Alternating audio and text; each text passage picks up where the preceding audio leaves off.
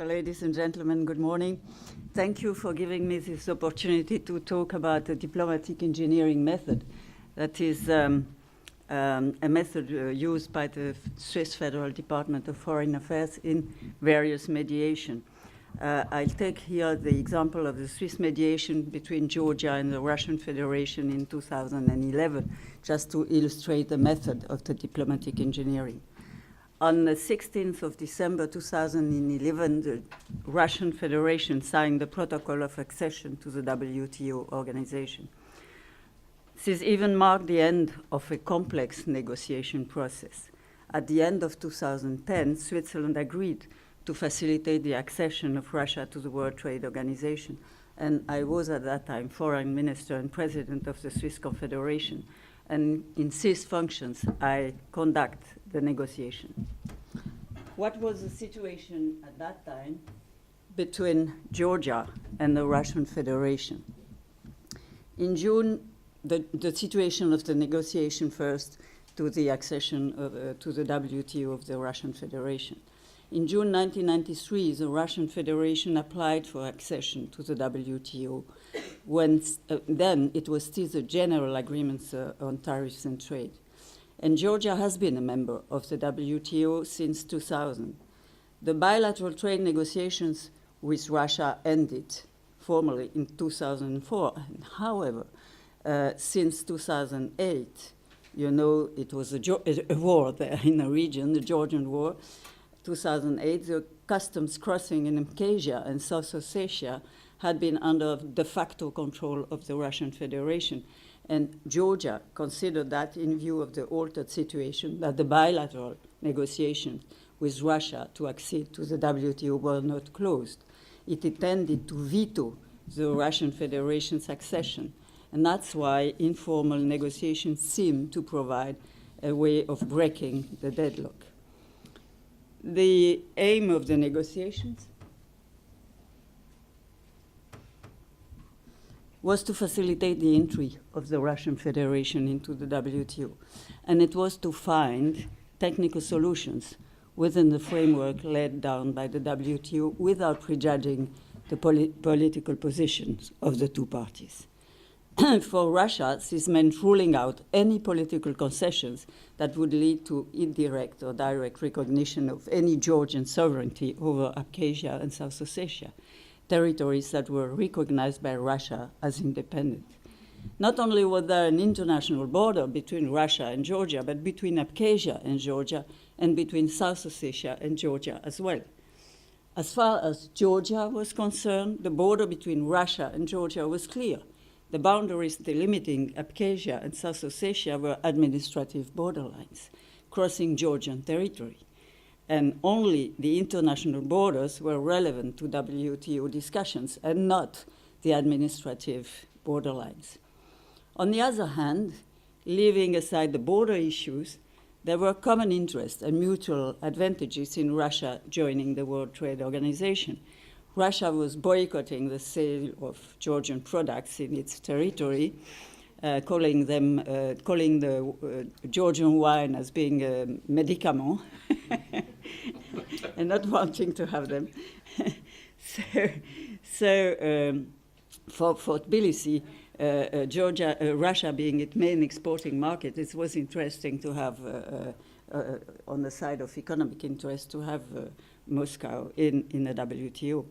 Meanwhile, Russia's main export were oil and gas, which were not subject.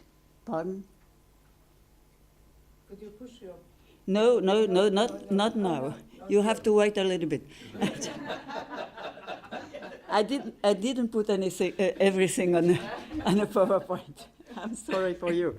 But since Russia's main exports were oil and gas, which were not subject to tariffs and were outside the purview of the WTO, the Russian government, or at least some of its members, nota bene Putin, were ambivalent on the merits of joining the organization, as this would also mean for Russian companies to be submitted to fierce international competition. And to complicate matters, that's why I didn't put it on a PowerPoint, but the matter is very, very complicated. You have to understand that. Georgia repeated emphatically that there were far greater obstacles to Russia's accession to the WTO than the prospect of the Georgian veto. Why? Referring to bilateral negotiation in the framework of Russia's ongoing WTO negotiation between Russia, United States, between United States, Russia, and the European Union. The trade negotiations were proving very difficult between these different parties and could derail the entire process at any stage. So the Swiss mediator was facing a very, very difficult task. Now I come to the next. Why Switzerland? Why? It was a demand from President Obama and Medvedev. They discussed together in November 2010 and put Switzerland as a possible mediator. Why? What about Swiss diplomacy that made the conclusion of an agreement possible? Why do they ask Switzerland to be a mediator? For one thing, Switzerland has a tradition of good offices and representation of foreign interests in the form of protecting power mandates.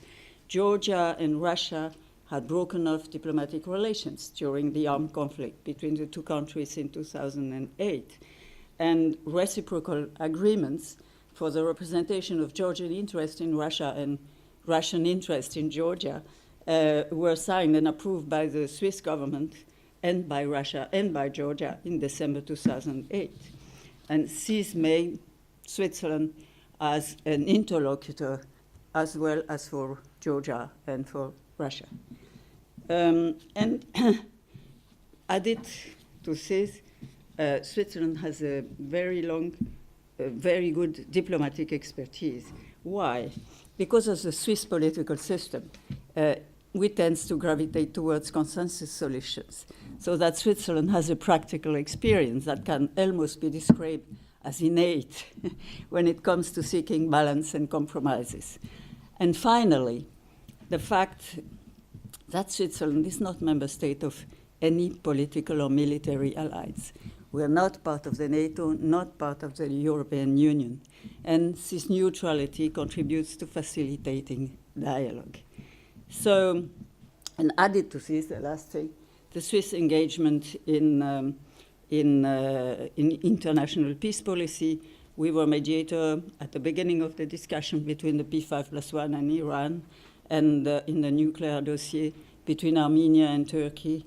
And we used a diplomatic method that has been proved as successful.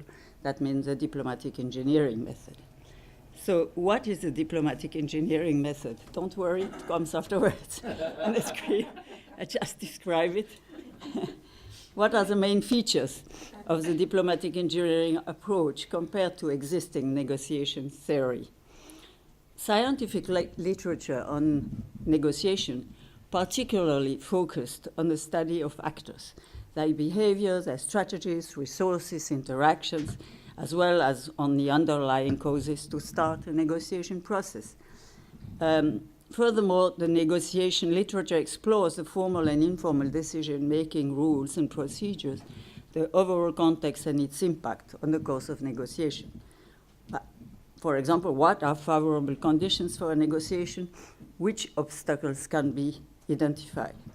And among the various theoretical approaches to negotiation, two work streams have proven to be particularly influential: game theory, based on a mathematical approach, and the Harvard method, which is embedded in social science.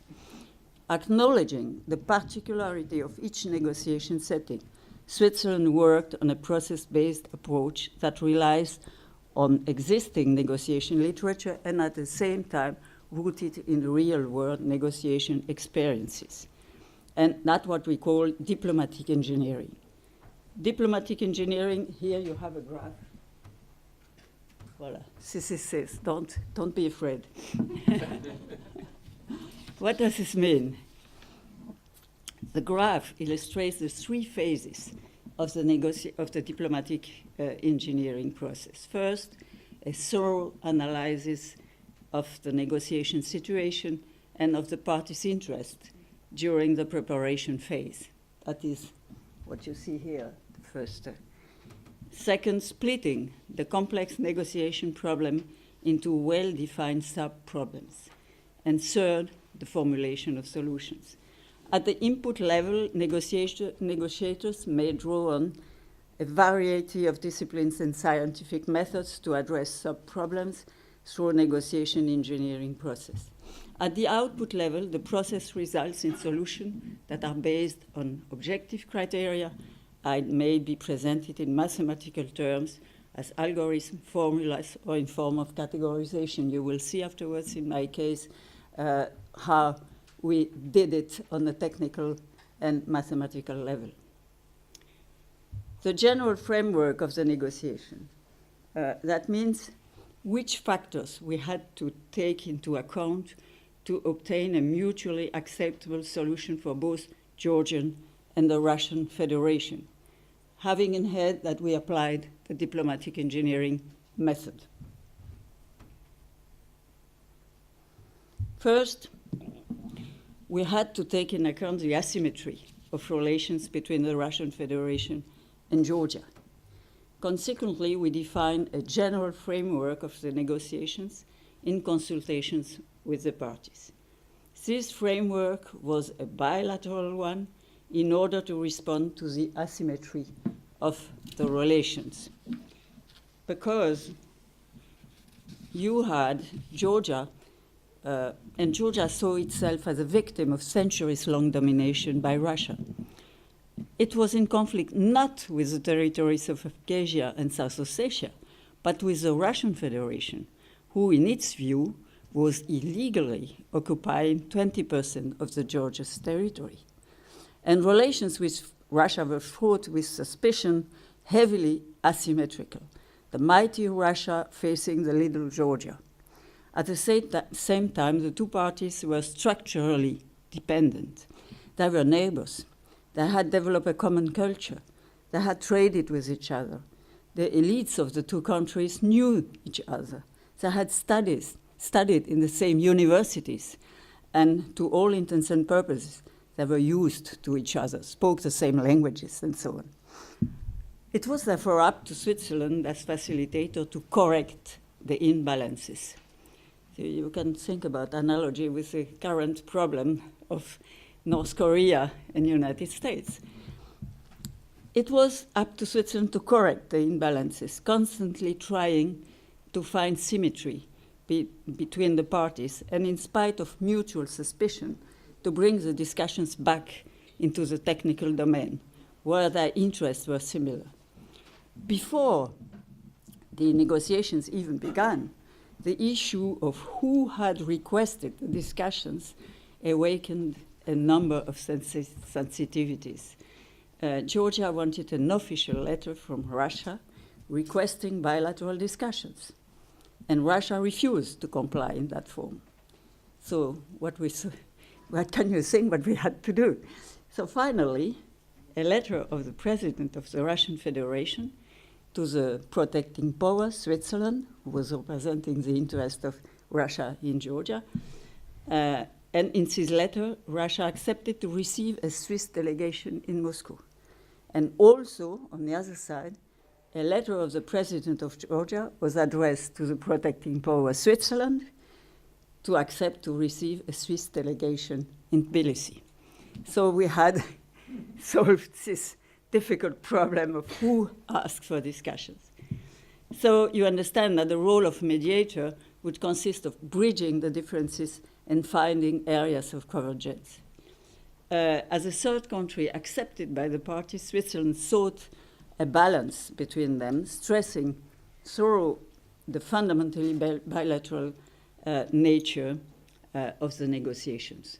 So there were bilateral negotiations between the Russian Federation and Georgia, and they were at the same level, not one being bigger than the other one or having more importance than the other one.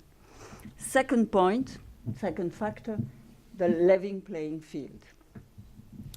A common set of rules was decided and accepted by the two parties. For instance, request by one party to the other must always be transmitted through the mediator and not directly to the other party, never. So that the rejection of a proposal would not go to the other party, but to the mediator. And the parties also agreed not to comment publicly on that discussion. It put me sometimes in a difficult situation because the angry of both came to me. Every morning I had a phone call saying, you heard what the other said or they has done. But it was a condition in order that nobody felt aggressed by the other. In addition, the mediator could help the parties to agree on solutions.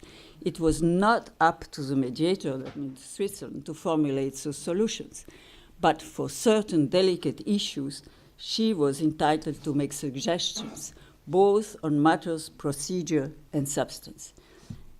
She could initiate clean-up draft text in a cumulative way for eventual decision-making text based on informal consultations in flexible and different format. So we took a very active role in this mediation. Third, teamwork. Mediation is not a solitary task. It involves teamwork in which each individual has a role to play, the ministers, the diplomats, the experts, the technicians.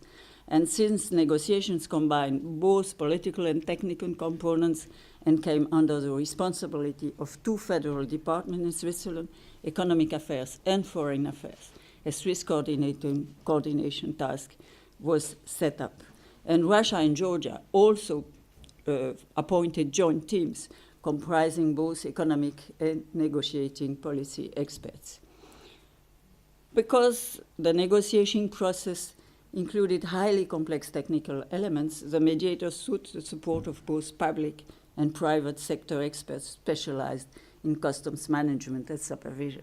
It was really difficult to make it admit by the federal department and by Foreign Affairs of Georgia, Russia, and Switzerland to call up some private sector experts in the negotiation teams. But this was such a technical matters of border control that we could not, only with diplomats, arrive to find a solution. So there were also regular contact, not only with experts, not only with public authorities, not only with diplomats, but also with international stakeholders interested in finding a solution. That means including the United States, the European Union, and of course, close cooperation with the World Trade Organization. I have to say that, as I said to the director of the WTO, Pascal Lamy, that Switzerland would undertake a negotiation, a mediation between Georgia and the Russian Federation to the entry of the WTO. He looked at me and he said, "My dear, you have 99% of chance not to succeed." Last point, strong and neutral mediator. And Switzerland's mediation was very active. That at times generated a lot of nervousness.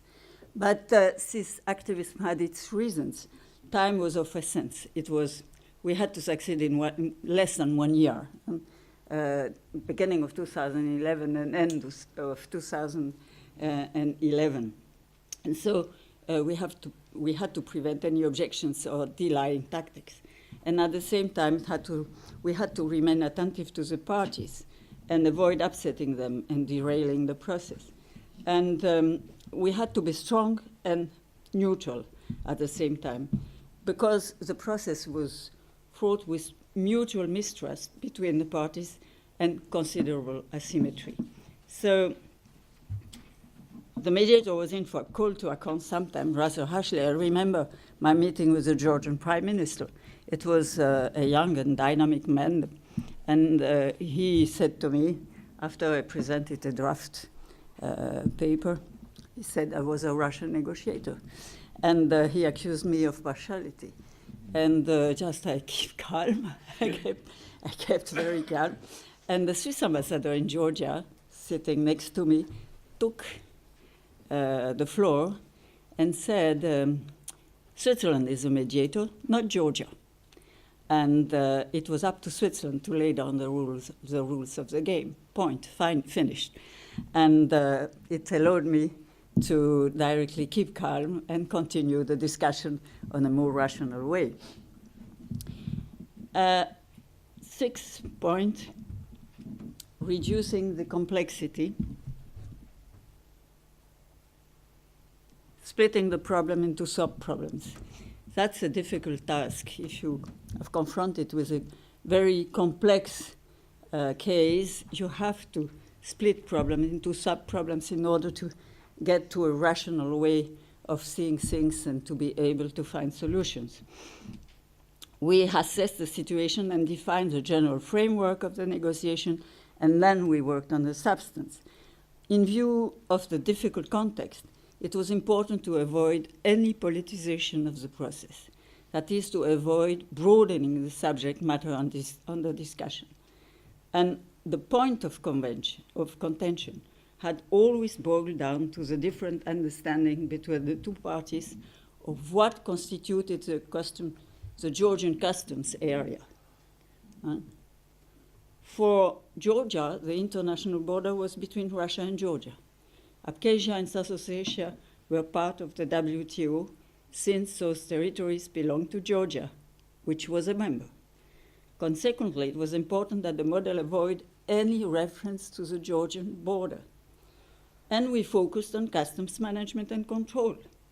But how can you control the flow of goods going through a border or a demarcation administrative border, whatever you call, without having a clear definition of what a border is? It was really, that was really the point. Would it be possible for the parties to agree to the stationing of Georgian officials at checkpoints? And if yes, where would be the checkpoints, where would they be located? Were there other possible forms of control? For instance, international presence or automated control. So we began to study, the Swiss task force began to study the available know-how and the new automatic control systems already in place or that could be introduced. We approached the Swiss customs. They had no idea. We approached the World Customs Organization. No idea, no help from that side in Brussels. And no, but it was really, we faced a situation, it was really challenging. And then we approached a private Swiss company specializing in customs control, and which we worked finally closely on technical matters. So the first thing this private company said to us, you need to have data. So we obtained from the parties the data needed to develop a possible model that could meet with their approval information on border crossing procedures, their technical compatibility, the type and volume of goods, the different players involved, on clearance time, on the available networks and internet connections and infrastructure in general. So you see the parties who couldn't speak together, we came to them and we said, so look, you fulfill these papers, please, on data. I couldn't say no. So they began on technical level to fulfill all these requirements on data information, and the negotiation began with that on a technical, very technical level on the customs requirements. And we began to clarify into the possible technical solutions from this beginning, these papers. Then the formulation of solutions. Early during the negotiation process, I think the next one is coming after. I come to the last part, the formulation of solutions. Switzerland submitted to the party a non-paper on the WTO mechanism of customs administration and monitoring of trade flows between Georgia and Russia, early. And by submitting this paper, Switzerland was trying to take pressure off delegations and allow a more open and neutral discussion on the substance. Each party was free to criticize the paper without having to criticize and provoke the other party. While the non-paper were being submitted to the technical delegation, copies were also handed to President Saakashvili in Georgia, Russian Prime Minister Putin, Russian President Medvedev, also to the European Union and to the United States. We were very transparent that every party involved directly or indirectly were involved in the different steps, were informed of the different steps of the negotiation. And we produced, Switzerland, in a cumulative way, draft text for decision making. And I had to enumerate the different non-papers, amendment made, the brackets left, and the new proposal from both parties in order to have a proper view on the follow-up. It was a hard job, I can say you, because we produced a lot of draft papers. This first paper lists the basic principles of an agreement. Basic principle,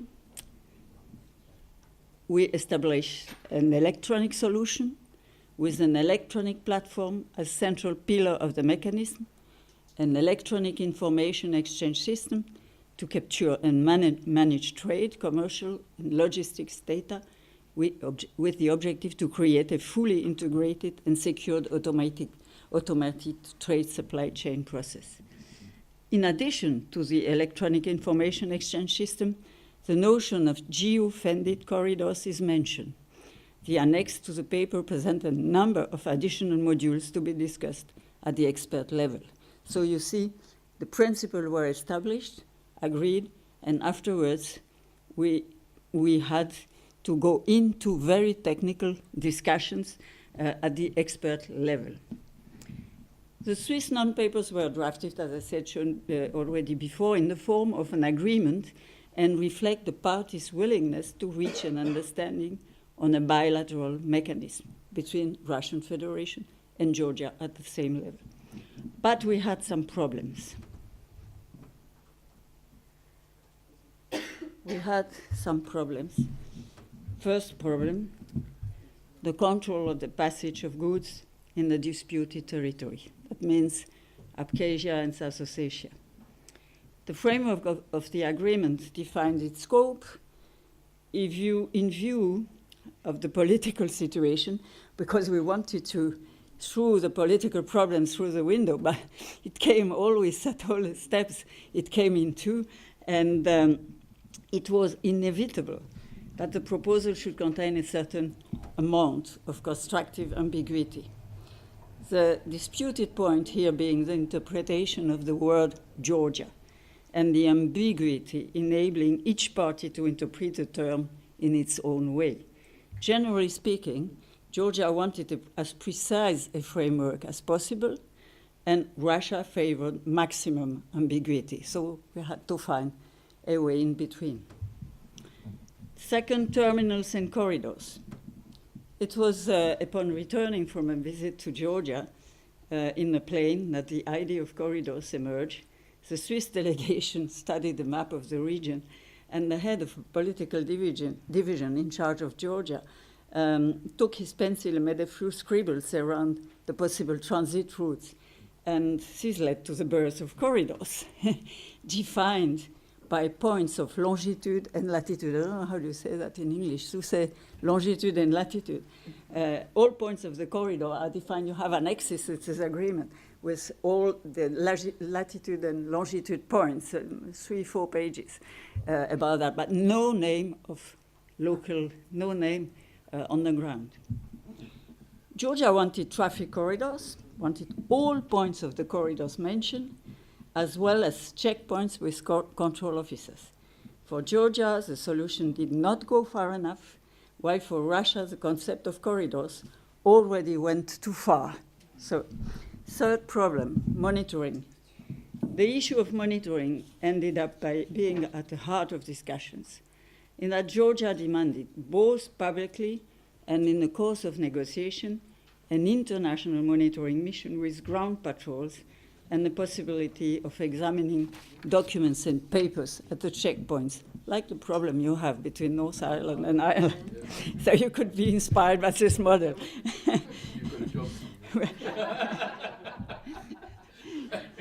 Russia was persistently opposed to the presence of foreigners with executive functions at its border. So,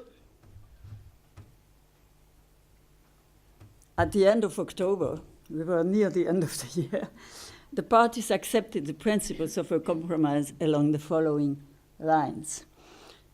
The agreement covers all trade that enters or exits predefined trade corridors. Corridors are predefined land strips. The corridors cover trade with both disputed territories, Abkhazia and South Ossetia. That means you have corridors including Abkhazia, including South Ossetia, and a third one, not to have only two, and a third one in between. Strict status neutrality. The proposal speaks of trade corridors instead of checkpoints and borders. The paper does not contain any disputed geographic names but coordinates. 3, the monitoring of the trade is done by a neutral private company and comprises 3 key elements: risk management of goods before they enter the corridors, on-site monitoring, and auditing of statistical data. You understand here the method of the diplomatic engineering, relying on technical points and statistics. 4th, disputes shall be settled in a joint committee, Georgia, Russia, and a third party. If no settlement is reached within this body, then the dispute can be submitted to the WTO arbitration court. 5th, access to data. The work will be done with electronic platform, one of them being the integrated database of the WTO, and that means trade statistics for all air, land, and waterborne traffic are transferred to this database. The data on trade that enters or exits the corridors goes to an electronic platform provided for under the agreement, which receives data relating to trade inflows and outflows, and it's accessible to a neutral private company for risk management purposes. 6, the parties ask Switzerland to assume the role of a neutral third party. Switzerland is represented in that function in a joint tripartite committee supervising the implementation of the agreement. So you see here the outcome of a rational and technical approach. This is a legal matrix of the agreement that shows the interactions between the different actors in the implementation of the agreement. You have here down neutral private company. He monitors the trade flows, and this company is accountable to the neutral third party there on the top, and regularly reports all its findings to the joint committee comprising Georgia, Russian Federation, and a neutral third party. And the joint committee supervises the implementation of the agreement. This compromise was discussed at the highest level during a last trip I did to Russia to meet President Medvedev and to Georgia to meet President Saakashvili. Following the work of the experts, the mediation entered in a very, very difficult and intense diplomatic phase. Because why? Because the politics came in there.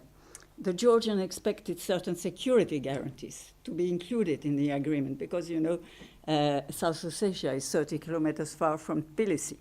And they were very much afraid about trading between all these corridors and things like that. So they expected security guarantees in the agreement and expected Russia to concede more than the WTO rules required. But at the end, the mediation was successfully concluded between Moscow and Batumi, and Batumi was a Georgian city where Saakashvili was staying at that time. And in Moscow, we were received by President Medvedev, and at the end, it was all done in 2 days. The Georgians were, on the security issue, were a little bit, how do you say that? Calme. Calm down. Yeah, thanks to the United States who came in the play at the last minute to say, no, you don't worry. You don't worry. So, conclusion. Which lessons can be learned from CIS mediation? I mean, it was a success because at the end of 2011, an agreement between the two parties was reached, and the Russian Federation could enter the WTO in December 2011. But this mediated accession of the Russian Federation to the WTO illustrates how the problem-solving mindset of the diplomatic engineering science can be applied to complex and real-world negotiations. And I am now professor at the University of Geneva, and I check this method with my students. Since 2015, I conducted 3 simulations of negotiation involving students of the Global Studies Institute of Geneva, ETH Zurich, Sciences Po Paris, and MGIMO Moscow. And the first on a fissile material cut-off treaty, the second on the Ukrainian crisis, and this year around the North Korea and the international community. And I think it's very interesting to have, it is a pedagogic approach, but also a technical approach. We have a mix of students coming from different universities, for example, now with MGIMO Moscow and the Swiss students, and proving it's very valuable to have these people exchanging together, because we are here, I say that because we are here with a cultural diplomacy theme, and it's very interesting to see how the students today can exchange together through WhatsApp, through electronic platforms, and I have common teams from Moscow and Swiss students, that I have no problem to communicate together, to exchange papers, to discuss, etc. It is very interesting how it is much better, the relations at the diplomatic level, you know, and it's very interesting to see that. But it is also interesting because in this simulation, I have to make work students being from the scientific background, ETH students from Zurich, students from the science department, nuclear physics, and from the University of Geneva, and international relations students, all working together to try to find solutions in this simulation, analyzing the problems and analyzing also the technical problems and trying to find solution, rational solution. And it is very, very interesting.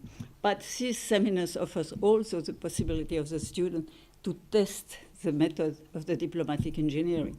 It will be of some interest for you, perhaps. This diplomatic engineering method began to be developed with the negotiation between Switzerland and the European Union. After Switzerland decided not to go into the European economic area, it was in 1992, we stand alone there. We had nothing with the European Union, but we were geographically in the middle of Europe. So we had to get some agreement to have some relations. And we began at the technical level. We are a transit country. We began with land traffic, with air traffic, and things like that. And now we have 140 agreements with the European Union. So it is a method that proved to be able to bring some successful outcomes in the complex world we know today. Thank you for attention.